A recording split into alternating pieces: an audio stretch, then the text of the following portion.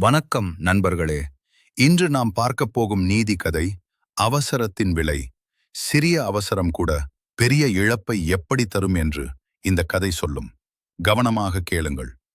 ஒரு கிராமத்தில் முருகன் என்ற ஒரு விவசாயி இருந்தான். அவன் உழைப்பாளி.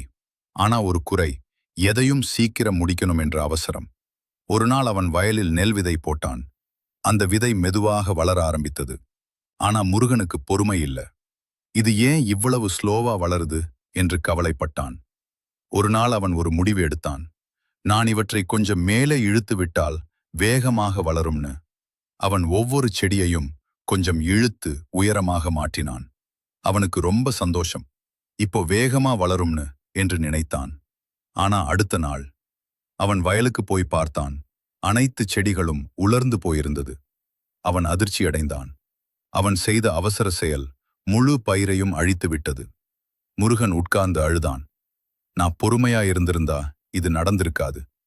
அவன் அப்போது புரிந்து கொண்டான். இயற்கைக்கு அவசரம் பிடிக்காது. அவசரம் வளர்ச்சியை அழிக்கலாம். பொறுமைதான் வெற்றிக்கு முக்கியம். இந்த கதை உங்களுக்கு பிடிச்சிருந்தா லைக் பண்ணுங்க. கமெண்ட்ல உங்க கருத்து சொல்லுங்க. இப்படி இன்னும் நீதி கதைகள் வேண்டும்னா சப்ஸ்கிரைப் பண்ணுங்க. நன்றி நண்பர்களே. மறுபடியும் ஒரு நல்ல கதையுடன் சந்திப்போம்.